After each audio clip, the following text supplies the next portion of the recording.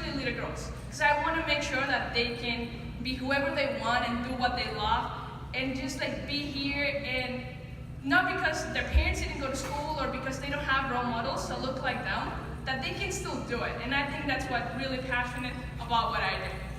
Let me see. So this is just what I've been doing. So I was born and raised in Venezuela. I remember it was like 1999, politics hits the country, and it was just horrible that a kid had to think about politics. But that was where I grew up, and that's just what happened in Venezuela. I went to middle school in Florida because my hardest class was English. I remember that I could excel at all the classes but English. So my mom was like, okay, go to Florida, learn English, come back, and you decide what to do.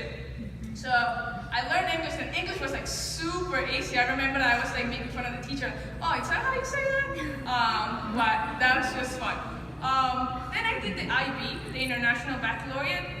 So that was super fun. I got to study like a lot of chemistry and physics and mathematics that I didn't necessarily have to see all the Venezuelan curriculum, but got to see some advanced things. And the greatest thing that I studied in Florida was that the books that we had at home, they were not in Spanish. Because the classes that we had to take, and the quizzes that we had to take, there was no material in Spanish. So it was 15 of us taking the class and we would translate. So that was super fun. Something happened, I finished high school, and then I have to go to school. So there's a big university in Venezuela called Simón Bolívar, which is pretty much like the Harvard of Venezuela. And I did not make it. You had to score 88 points, and I got 87.93. And I was like, man, like how in the world, I'm valedictorian, I'm like straight A's, like I've been doing all this stuff, and no, I got into all the other universities, but not in that one. So I was like super frustrated and sad, and my mom's like, you know what, don't worry. But I know the expectations of my entire family is, you have to go to that university. So what I did, I went to Germany and learned how to speak German. So I did say, please don't take me to French, because I'm not speaking French. But yeah, so I went to Germany. I loved it, super technical. I loved the math was super advanced, the physics, the computers. I was like, man, this will be super fun. But to stay in Germany, you had to be German, because even though I did my international baccalaureate, I could not do university right away. I had to keep doing more school. And so in Venezuela, we do 11 grades. Here in the US, you do 12 grades. In Germany, you do 13 grades. So I had to study 2 more years before I hit the university. So I came back to the US. So in the US, I got to go to University of Wisconsin-Eau Claire. I've never seen so many snow in my life. I remember, like seriously, we went on a plane, so fly Venezuela, Miami, Miami, Minneapolis, and I'm with my mom in Minneapolis. And there's a smaller planes because Eau Claire, Wisconsin is like 100,000 people, so there's more deers than people there. So I remember we get there, and then they're spraying the plane, right? And my mom and I are so worried, like, why would you spray the plane? And we try to read the truck, and it says de-easing, right? De-easing. I'm like, de-easing, easing. I don't understand what that is, but there cannot be bugs on the plane. It was hilarious. Then we find out the icing stuff, of course. But so I get there, everything is white, like everything. Like it was like feet of snow. We get there, I'm the only person with black hair on my door, like on my dorm. Like everybody's blonde and red hair, freckles and blue eyes. I'm like, oh my goodness. It was crazy. I was pretty much from Africa to them, right? But it's good. I mean, I love that. I would never change the decision that I made, but at that time, it was just like, okay, well, I'm very different to the rest of the people here. I did that, went to university. I did 2 internships, which I was very fortunate to do. I did it in Madison, Wisconsin, in a company that is CUNA Mutual. I did PM internship and then some more technicals, where I had to work with the engineers and the PM side to just make sure that we could get the projects done. After that, because I had so many credits from Spanish because of the International Baccalaureate, they asked me, hey, would you like to do an international business? And I'm always down to travel, so I'm like, yeah, definitely. I got there, and I got the chance to study abroad in China, and I got the chance to do research in India, which is, at the time, I didn't value it as much, but I think when it was time to find a job, that was super useful, just because given the tech world, what you see is a lot of people from those countries. Then I graduated and started looking for jobs. And I landed this job at Microsoft, but I was like super fortunate because Microsoft doesn't recruit at the university where I went. They recruit in Madison and not in Eau Claire, Wisconsin. So I approached the recruiter and I said, hey, I don't go to Madison, but this is my resume. I really want to work for Microsoft. And I love the Encarta. I know we don't use that anymore, and if someone is very young here and don't know what Encarta is, it's pretty much the Wikipedia that came in a CD. And so I was like, yes, it happens. She reached out, and he's like, hey, you get an interview. I'm like, awesome. So they fly me to Chevy Chase, which is in Virginia. And I remember it was about 55 of us, and they only had 18 jobs. I'm the only foreigner. Everybody else in there went to either like Cornell, Carnegie Mellon, like Georgia Tech, like all these cool universities, and I said, I stand no chance in here, right? But then I think at the end of the day, and the reason I'm telling that is, it's what makes you, you, like your fundamentals of you, that's what's gonna give you an edge. So I went to the interview. Everybody had 4 interviews, and they say, the 4th interview, you have to wait before you guys go to hotel. Okay, cool. There was one lady, Dominican, but I'm born in New York from Dominican parents, and I was just chatting with her. And then someone comes into the room where we're all waiting and says, who's Beatrice? Dude, I cannot speak Spanish. I couldn't speak English. I was like, oh my goodness, what happened? I'm the only foreigner, what's going on? No puedo, no, I can't. That's what I start saying to the guy, and the guy's like, what's going on? If I'm calling you for a good reason. I said, no puedo, like, ahorita no puedo. I got super nervous. And so he's like, okay, chill. He's like, I don't speak Spanish, so I cannot do this in Spanish, but try. So at the end I calmed down, and they offered me a different job than what they were hiring for. They were hiring for technical account managers and for consultants. And they said, you want to be a service delivery manager. I was down to do anything. I really wanted a job at Microsoft. I'm like, yeah, definitely, I'll do that. So I joined through this program, which is MOC, or Microsoft Academy for College Hires. I had no idea what Office 365 was, zero. I just knew it was Office in the cloud. But what entails configurations, like PowerShell commands and all that stuff, I had no idea, but you learn. And I think that's what's important. Then Hola is the Hispanic community at Microsoft. And then we have, let me see, I can probably skip this. But yes, then I joined into the Microsoft Program Manager in engineering. So I moved from being on the field with direct contact with the customers to engineering. So to do more like technical work, if we could say that. So I work with static analysis, which is what I said, and security assurance. Also throughout that, I've been taking a bunch of classes in like business acumen and like machine learning and things like that you can take. And those are pretty much for free given to us. And I know there are other ones that are like not that costly. And I encourage you to take those because that will definitely give you an edge. Then Tecnolochicas happened. We have another Tecnolochicas who's in the first row. So yes, it was super fun. It was 10 of us that we traveled across the country. We did great things. Next week is the new campaign. And what Tecnolochicas allowed me was to see that there's a lot of girls out there that are all Latinas, first generation, that we can definitely help. And that's where I said, if I can do something and leave my mark, it has to do with the young generation, because they're the ones that are going to make the change.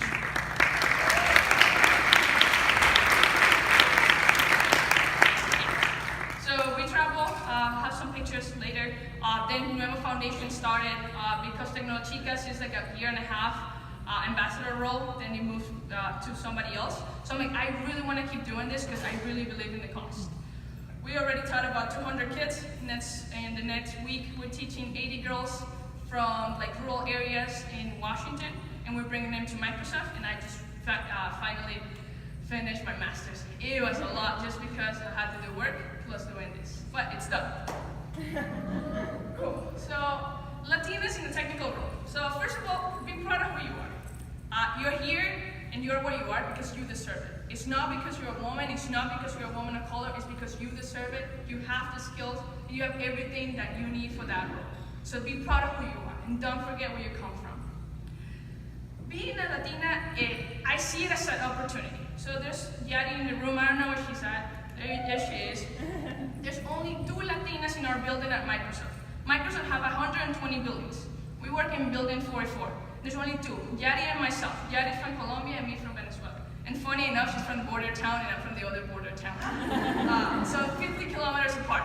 But I see it as an opportunity, and I think we both do, is I might be the only 2 in the building, but what can I teach you? You know, like, what does it mean to be Latina? What does it mean? My perspective, what I care.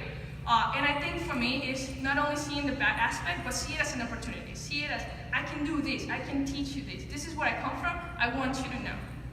I think that's important. Find a community and your passion. If your passion and your community can lead to something in tech, excellent. So at Microsoft we have the OLA community, because I remember not having enough Hispanics, sometimes it's an issue, but we have a great community, and there's people from like finance, marketing, engineering, field, and it's just great to be with people that look like you and speak like you. So I think that's very important. Teach and learn from others. So in my team, there's a lot of Indians, and I teach all of them to say, hola, ¿cómo estás? Bien, ¿y tú? All of them. They all know it. And so we have a food truck, a Venezuelan food truck that goes around campus, and they all try arepas. Okay, so it's being fun. At the same time, I learned how to say in their language, their culture too, like hola, ¿cómo estás? And all that stuff. And I go and eat their food. I think it has to be bidirectional in the sense that you teach them about you, but you also learn from them. I think if it's reciprocal, it's just better. And bring someone to the field. There's a lot of people that want to go into tech, but they don't know if they can make it. I think it's important that since all of you here are in tech already, can you bring somebody else? Could be your sister, your familia, your friends, someone. But we need all of us to go and do our work. Okay. My lessons learned. Cool. So continue learning, have mentors and network, and give back. Continue learning. So let me see, I wanted to say something. Cool. So something that we do a lot at Microsoft is like this concept of growth mindset. And there's a book by Carol Dweck. I recommend all of you, if you haven't read it, it's called Mindset. And it teaches you to learn new things as an optimistic learner, like fail fast, do it. And for me, how I embraced it is, let's do this thing about nonprofit, let's do a Nuevo Foundation, let's open up opportunities, and it has been amazing. So the picture that you see in the middle, that's the Microsoft Hackathon. We have like a bunch of, Milena is here in the audience as well, like she helped out, she's going to school in New York. And it's just where I had 81 people in my team. I was super surprised that so many people believe in the cause to teach underrepresented students. And we divided the team, and we all learned from each other. I had a marketing team, a finance team, and a business team, but I also had a hardware, a gaming, and coding. And I think that's just what's super cool, or for me, what I wanted to encourage you to do, is go and learn something new. Anything what it is. If it's technical, excellent. If it's not technical, as well.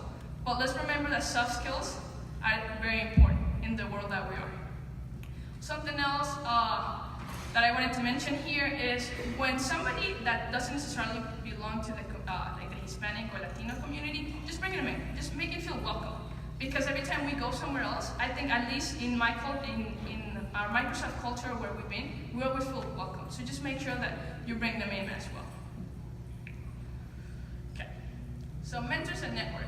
So the first picture that you see when I'm sitting down, that was 11 months at Microsoft, and they did America's Hackathon. There was 120 teams that competed, and my team won. So that was just super cool. And the guy that's sitting with the Hawaiian shirt, he was the CTO at the time. And so I don't even hit 1 year at Microsoft, and I get to speak in front of 4,000 people and say, hey, like you guys won. And so I'm from Venezuela, and then the other one is from the United States, and the last person is from Canada. So it worked out that our team had, like, even though it was an America's Hackathon, we had someone representing each of the regions. But what I want to say to that is, it wasn't until I had someone that believed in me for me to be able to speak up and to like do events and big events and things like this. So before this happened on month 11, by month 8 or 9, I had a training, and in this training, there weren't any other people that looked like me, and I'm like, okay, that's fine. And we all had to present. And I remember that I did not present on day 1, day 2, day 3, because I was super scared. Last day, I have to present. And it's like so many managers in the room, and I'm like, oh my goodness, I can't do this. I remember it's like a 25-story building, and I went from like 24 to 17, and on the elevator, I started crying. I'm like,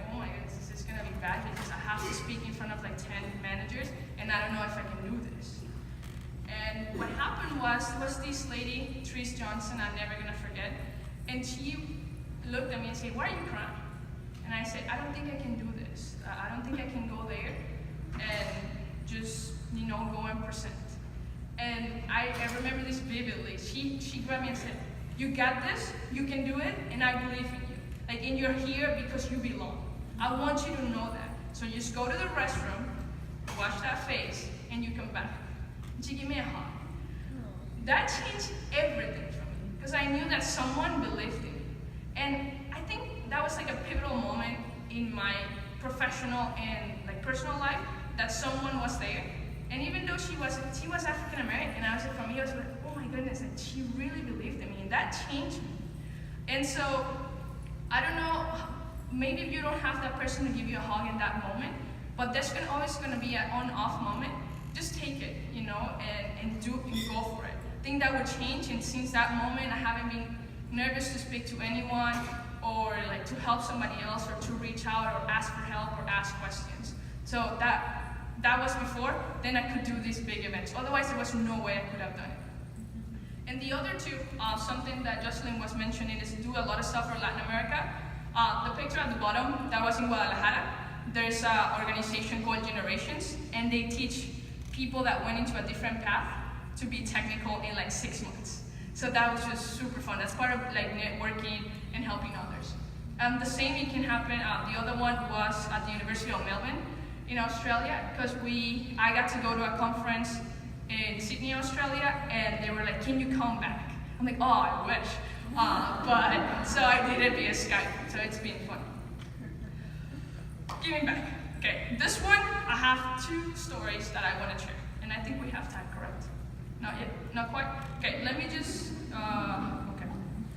at least tell you one. So for the first one, where the little girl has the yellow shirt, this girl's come from Arcadia, Wisconsin. So we had about 50 girls from Arcadia. So Arcadia, I don't know if any of you know Ashley Furniture, but Ashley Furniture is a furniture store, and they're based in Arcadia. And I remember when the girls came to the university, I asked them, "Hey, what's your dream job?"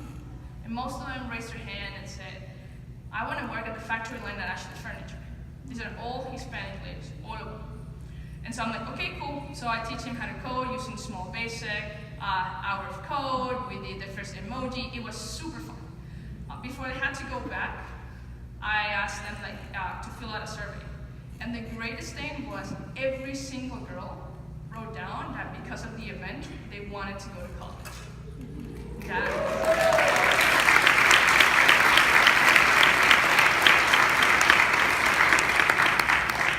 I think that goes to the statement that you cannot be what you cannot see. And that's where all of us will play as role models, and we can all go and make a difference. And just one last thing that I'll leave here is rewrite the rules of the world. What do I mean by that? It's now you have the chance, and technology is what allows you to do that. Just think about disruptors like Uber, like Airbnb, like what Microsoft is doing with open source, and what India is doing with people that finding jobs for the first time and whatnot. I think it's our time, and it's now, y si se puede.